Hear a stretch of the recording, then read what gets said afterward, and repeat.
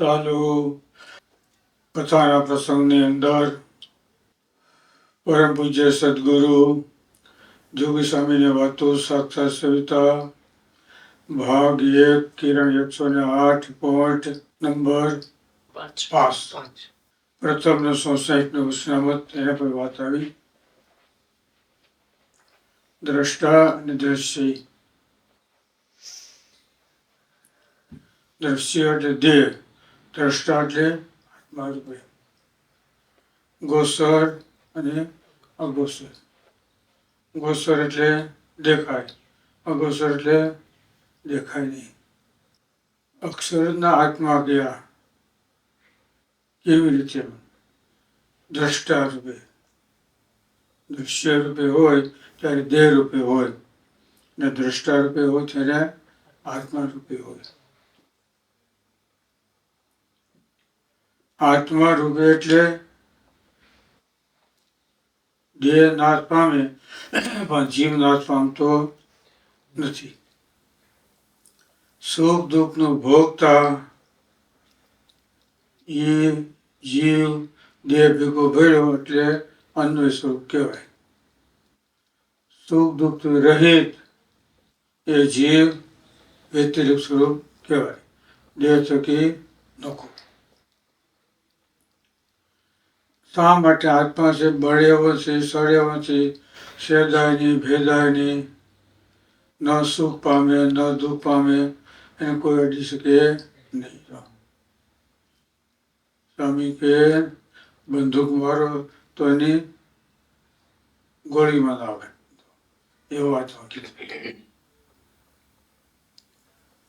પણ જો વ્યતિરિક્ત સ્વરૂપ હોય તો, પણ દેહ ભેગો ભળી જાય તો દેહને વગર સુખ દુઃખ પામે ખરો. વસ્તુગતે જીવનો નાશવંત સ્વભાવ નથી, અવિનાશી છે. એટલે સુખ દુઃખ પામે કેના આધારે? સ્વભાવને આધારે, પ્રકૃતિને આધારે. વાસના આવે છે ને, એને લઈ પાછું જીવને બીજું શરીરનું દેહ ધરવું પડે છે. કેને લઈ? વાસના લઈ. ભૂત પ્રેત થાય ને, શેનાથી થાય?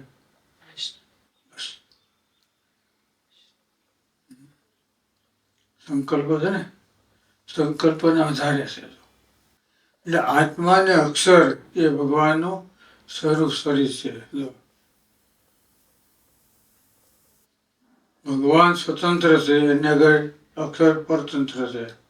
અક્ષર સ્વતંત્ર છે, એને આગળ જીવ પરતંત્ર, આધીન, અસમર્થ છે. વ્યાપ્ય, વ્યાપક, આધીન, અસમર્થ છે. એટલે સ્વામી વાત કરતા, જૂના સંતો વાત કરતા, ગયા ને પછી અમે વેદ એ લોકો વિરોધી પક્ષ આવ્યા અને આપણું વચનામત એમાંથી પ્રશ્ન કાઢ્યો. આત્મા અને અક્ષર એ કેવી રીતે ભગવાનનું શરીર છે? શું કીધું? આત્મા અને અક્ષર એ ભગવાનનું કેવી રીતે શરીર છે? આ તો વચનામતનો અભ્યાસ હોય ખબર, એટલે સભાની વાત હાલતી હતી. બધું ઘણા વિદ્વાનો હતા, મેં શાસ્ત્ર ગોતવા ક્યાંથી જોઈએ? વચનામત છે જડે નહીં ક્યાંય. સભામાં ખડકો મળ્યો થવા નારાયણ સંહિતા ભંડારમાં. એટલે વાત ત્યાં ભોગી આમ છે. પછી સ્વામી બીજાને કહેવરાયું, મોટા સંતોને, એ કે જો મોટા સંતો છે ને મને બોલાવે ને તો જાઉં તો જવાબ દઉં. કે એમ તો વૈષ્ણવ જાય નહીં, વૈષ્ણવ નાના હોય એટલે જોયું તો નારાયણ દેખાણા નથી. સંતોને પૂછ્યું કે નારાયણ ક્યાં છે? તો એ કે ભંડારમાં છે. બોલાવો આવ્યો, હાથ પગ ધોઈ બેઠા. પછી પ્રશ્ન સંભળાયો કે આવી રીતે આત્માને અક્ષર ભગવાન શરીર કેવી રીતે છે? આત્માને અક્ષર એ ભગવાન શરીર કેવી રીતે છે?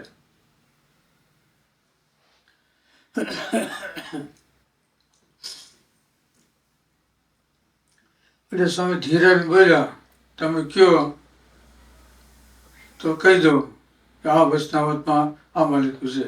એને ખબર પડી ગઈ આ અનુભવી છે. આ શબ્દ છે ને પ્રથમના સમાજના વચનામતનો છે. અને એમાંથી તમે પ્રશ્ન પૂછો, આવી રીતે આત્માનો અક્ષર એ ભગવાન શરીર છે. અને પછી પીછેડ કરી ગયા. બીજા શાસ્ત્રમાં હોય પછી જડે ને એમાં ક્યાંય ન હોય. આમ હતું. એટલે ભગવાન સ્વતંત્ર છે, વ્યાપ્ય આધીન અસમર્થ શરીર છે.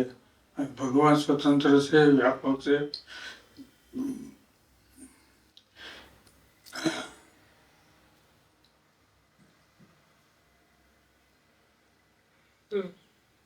સમર્થ છે.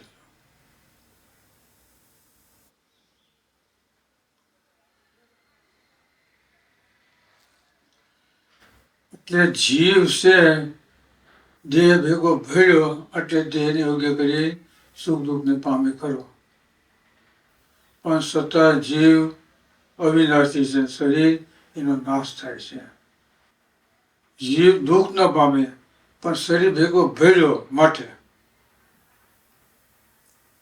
દ્રષ્ટાંત દીધું કે અગ્નિ બળતો હોય એમાં ગમે તે પથ્થરમાં લાગે નહીં, પણ એ અગ્નિ લોખંડમાં આવે તો લોહારના ઘણના ઘા સહન કરવા પડે. શા માટે?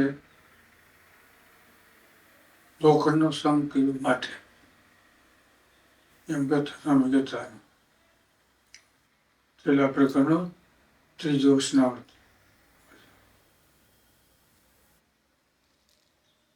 એમાં લખ્યું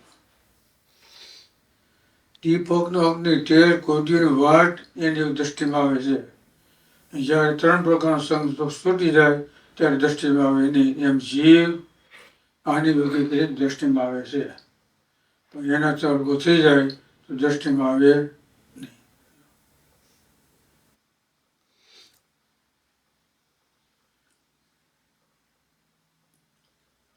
આત્માને અક્ષરે ભગવાન શરીર કેવી રીતે છે? ભગવાન શરીરી છે, પેલું શરીર છે બેને માટે. એટલે સ્વભાવને લઈ અને જીવ સુખ દુઃખને પામે છે. ઓમ જીવ કોઈ દુઃખ થતું નથી, સ્વતંત્ર છે ને. દેહ છે વ્યાપ્ય છે, વ્યાપક છે, આધીન અસમર્થ છે. ભગવાન સ્વતંત્ર છે, વ્યાપક છે, કરતા છે.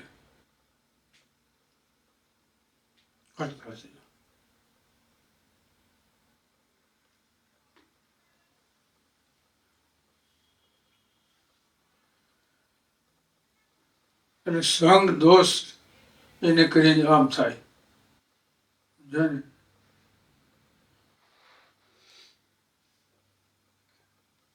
ખાટલાને માર ખાવો પડે નહીં, પણ મુકામે બસ માકડને આશરો આપ્યો એટલે એને માર ખાવો પડે. બાકી ખાટલાનો કોઈ વાંક નથી. મને આશરો આપ્યો ને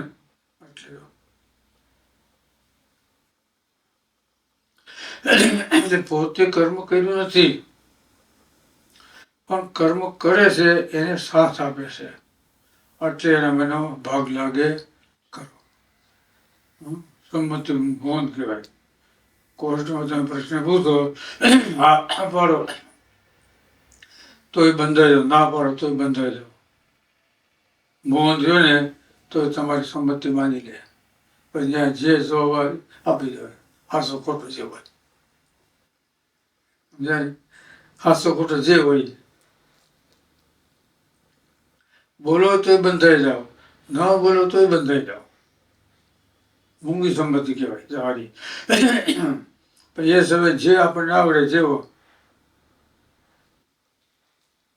ગોળો મારી દો તો વિચારીને કહીશ.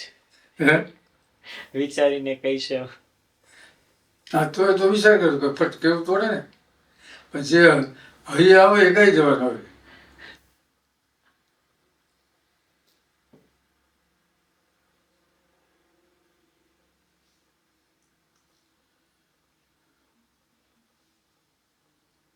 વ્યાપ્ય છે, આધીન, અસમર્થ છે.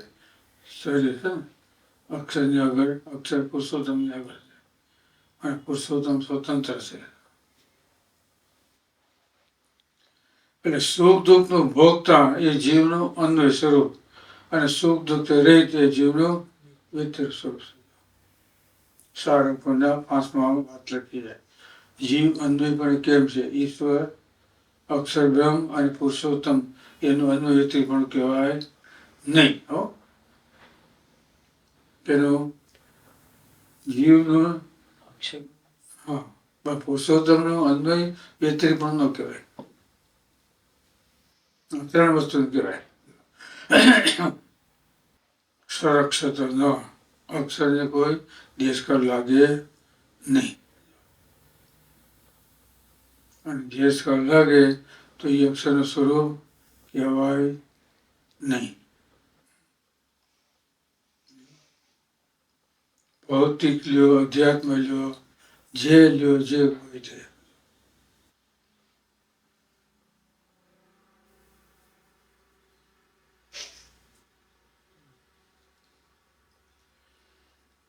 એટલે અમુક વસ્તુ છે ને સિદ્ધાંતથી વસ્તુ બહાર પડે ઓમ ન થાય.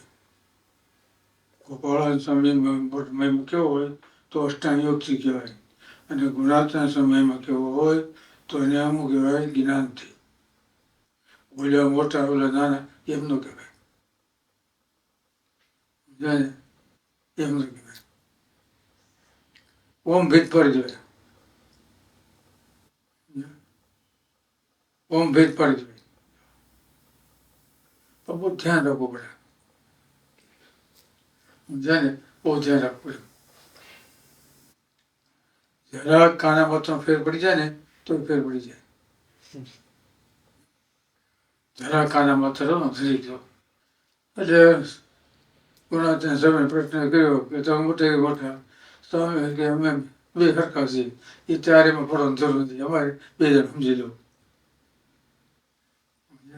એટલે અમુક વસ્તુ આપણે અંગત સમજવાની હોય, કહેવાની ન હોય. સમજાને અમુક વસ્તુ છે ને આપણે અંગત સમજવાની હોય.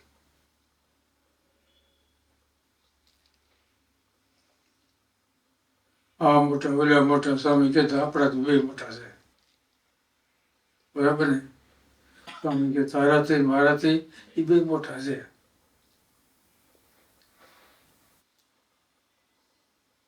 પણ આ પ્રશ્ન છે ને એ આપમુખીનો છે, ગુરુમુખી નથી.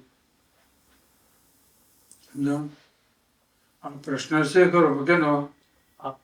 બસ ઠેસ કેને લાગે? પૃથ્વી પર હાલે એને. આકાશમાં ઉડીને એ ન લાગે. એમ શબ્દની ઝાડ કાપતા આવડે ને તો વાંધો આવે. નકર શબ્દ છે ને બંધાઈ જાય.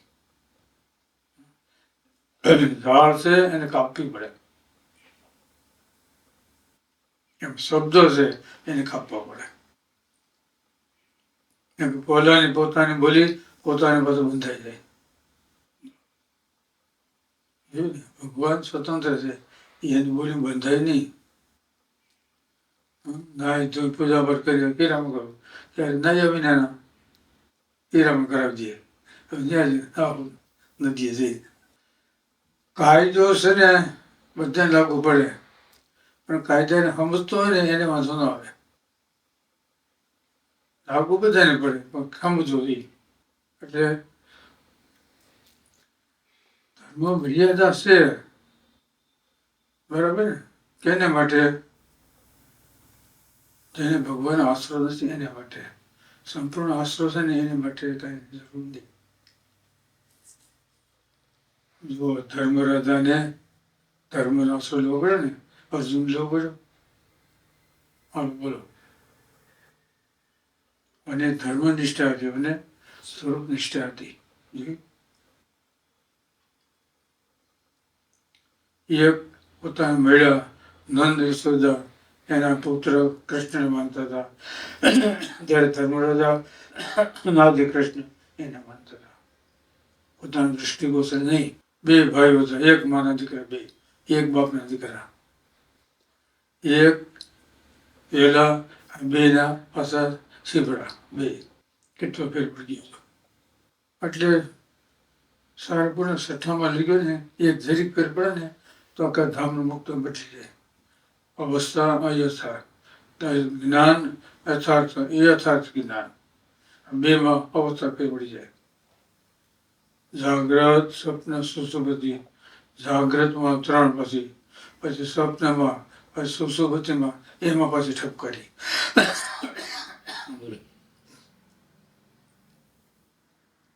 વિવેક સહિત અને વિવેક ન હોય તો ફેર પડી જાય. બેમાં ફેર પડી જાય.